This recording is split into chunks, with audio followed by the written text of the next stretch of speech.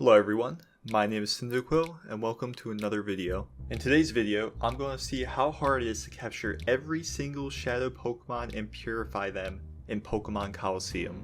Pokemon Colosseum has 48 catchable shadow Pokemon, and unlike traditional Pokemon games, you get shadow Pokemon from snagging them from other trainers. Ultimately, the goal is to capture HoOh. HoOh becomes available after every shadow Pokemon has been purified and level 100 of Mount Battle has been completed. I've laid out some rules for this challenge and they go as follows. I must use Pokemon acquired in Pokemon Colosseum only. Pokemon Colosseum allows you to import Pokemon from Ruby and Sapphire, but that would make the challenge way too easy. The shadow Pokemon you obtain throughout the game won't level up until they are purified, so in a lot of battles I'll either be underleveled or around the same level as my opponents. I'm allowing the use of the Master Ball feature.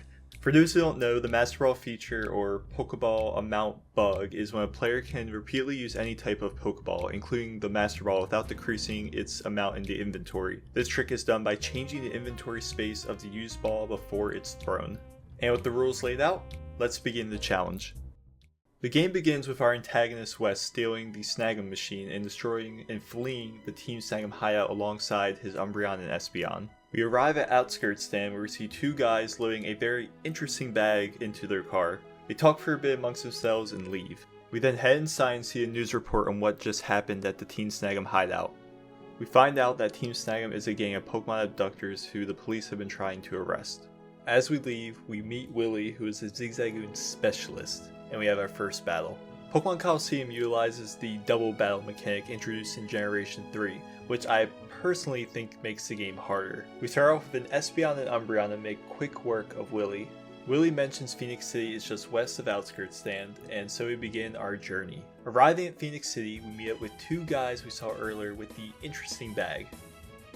We're challenged to a battle, and after defeating them, turns out a girl was inside the bag. After naming her, she mentions a peculiar Pokemon, and we're told to visit the mayor's office. She asks to tag along, and of course we say yes. Heading to the mayor's office, we meet Sephiroth, who tells us he has a feeling he will see us again. We meet the mayor, Dr. Eggman, who is surprised at the thought of Pokemon being fighting machines, and suggests we challenge the Phoenix City Stadium. We head inside the stadium to find out the challenge has already started. Now leaving, we're stopped by 3 Team Snag'em grunts, but we're gonna call them Red Formans. They know West, the main character, and explain the device he stole was used for snagging Pokemon from trainers. Turns out West was the best at snagging Pokemon, and they feel betrayed. We beat the brakes off of one Red Foreman, and the crew leaves. We head to the Pokemart to buy Pokeballs, but turns out no one sells them anymore. Asking around Phoenix City, we hear a rumor that the Outskirts Stand might have some. Heading back to Outskirt, we head inside and are gifted 5 Pokeballs from the owner. We then have the option to purchase some Great Balls as well.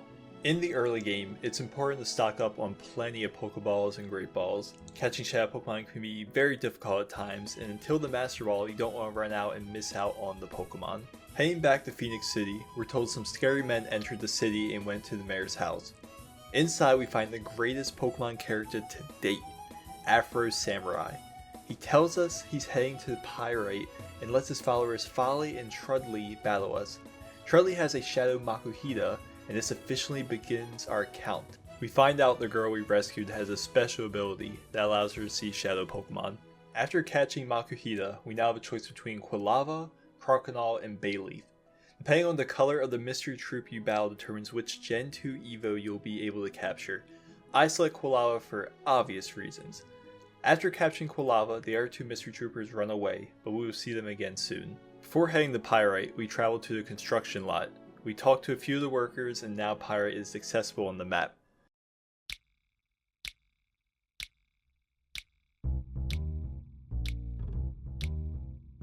After arriving in Pyrite, we meet the Chief of Police and our friends Folly and Trudley who have been arrested. The Chief tells us to meet Duking, who runs the Colosseum in Pyrite. Going through town, we arrive at the Duel Square, and we can add a few Shadow Pokemon to our account. We capture Noctowl, Flaffy, Skiploom, Quagsire, Mischievous, and Slugma. We head across the bridge and go into the Colosseum where we're told once again the challenge is already underway. After being told we can't enter, we decide to head out of town, but we're stopped by Rogue Kale and his Shadow Furt. After catching Furt, we see that Afro Samurai and Sephiroth are having a converse somewhere in Pyrite. We head back into town where we see a man stumble and fall out of a windmill house. We head inside and are told that the windmill was sabotaged by Silva and we need to find a gear to get it working. Leaving Pyrite, we head back over to the construction lot and find the gear. Back at Pyrite, we arrive at the windmill and Dookie is ecstatic to see we found the gear. We install the gear and the windmill is back online. Dookie lets us know he wants us to join the Colosseum challenge. We enter the challenge and win all 4 rounds pretty easily and are awarded the TM for Toxic. After leaving, we're stopped by one of Afro Samurai's henchmen and he takes us to his hideout.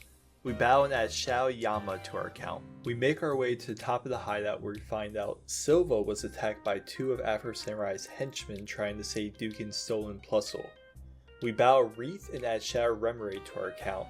We then battle Firma and we can add Shadow Mantine to our account. After defeating the 2 henchmen, we go inside the office at the top of the hideout and Afro Samurai does his thing on TV. After a little interaction, we then head over to what looks like a cave entrance and battle Hunter Doken, which adds Shadow Quillfish to our account. Traveling inside the cave, we encounter Rider Twan and we can add Shadow Metatite to our account. We head down to the lower level and battle Rider Sash and we can add Shadow Dunsparce to our account. Continuing, we battle Hunter Zalo and we can add Shadow Swablu to our account. After defeating Hunter Zalo, we continue on where we finally catch up with Afro Samurai doing a very interesting dance with his Ludicolo. We battle against 5 Ludicolo and eventually his Shadow Sudowoodo, which we can add to our account. Afro Samurai escapes with his Ludicolo entourage and we head to his back room and save Dookin's Plusle.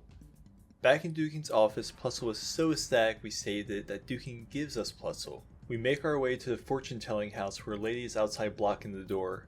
She tells us about a place up north that is the key to freeing the heart of Shadow Pokemon.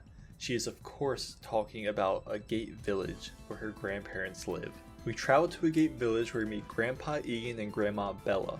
Turns out the girl we saved, who is our Shadow Pokemon Radar, is the granddaughter. During our conversation, a man runs aside and tells Egan some outsiders have made their way to the relic. We make our way down to a relic where we encounter Cypher Peon Scrub and Egan battling. Cypher Peon Scrub makes quick work of Egan and his Pikachu, and challenges us to a battle. We defeat Scrub and we can add Shadow Hitmontop to our account. We return to Egan's home and we're told about Celebi and how it can be summoned using the Time Flute. We're then told to find a lady named Senelor who tells us how Celebi will cause the darkness from the hearts of any Pokemon to disappear.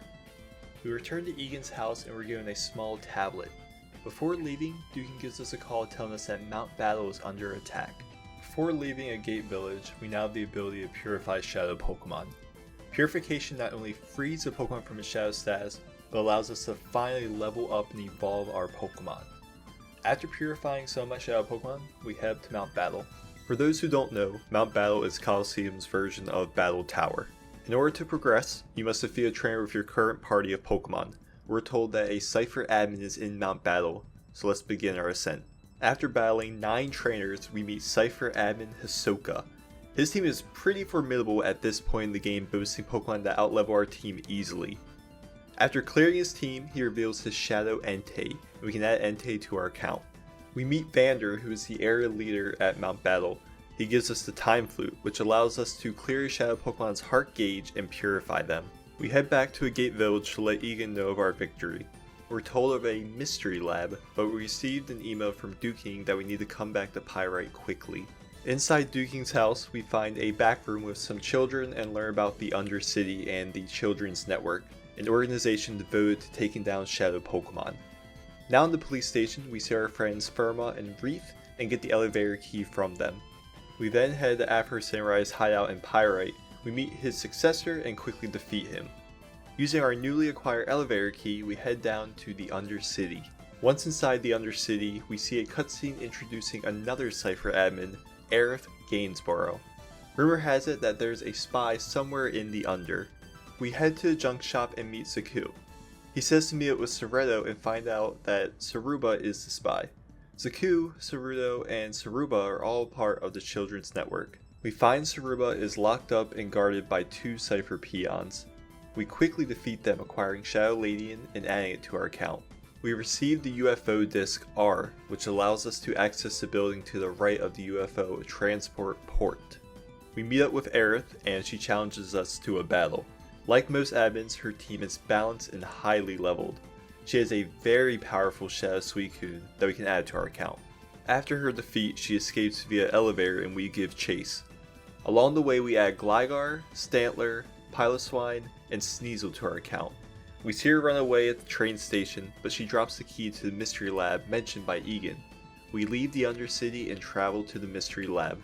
Arriving at the lab, which we now know is the Shadow Pokemon lab, we head inside.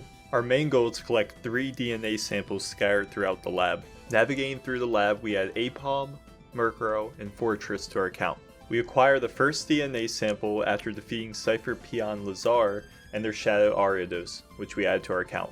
Further in the lab, we encounter and defeat Cypher Peon Tanny and their Shadow Gramble, and add that to our account. We also snag the second DNA sample. Now all we need to do is defeat Researcher Nicola and get our third DNA sample. After the alarm is sounded, we battle Cypher Peon Remel and add Shadow Vibrava to our account. We find the DNA machine where we can use our DNA samples we gather to ID some more Shadow Pokemon. We head deeper into the lab and find Cypher Admin Ian. Sorry I couldn't really find anyone this guy looks like, so we have to use his actual name here. Deleting the Shadow Pokemon data. Once again, Cypher admins have very balanced teams and his is no exception. After a tough battle, we snag a Shadow Raikou we can add to our account. We pick up a data ROM and head out to the lab. We receive an email from Soretto and he tells us to head back to the Under. Arriving back at Soretto's place, he tells us most of the data on the data ROM we found has been destroyed, but we'll try to figure something out. He mentions to investigate the newly built Realgum Tower, which was formerly the construction lot we saw earlier in the game. We arrive at Realgum Tower where we battle Afro Samurai and Cypher admin Hisoka and receive the red and green ID badges. Continuing through the tower, we snag Shadow Delibird and Shadow Sunflora and add them to our account. We meet up and battle with Cypher admins Eris Gainsborough and Ian and get the blue and yellow ID badges. With all the badges, we can now move on to the tower. Before we go, we receive an email that we can now obtain the Master Ball.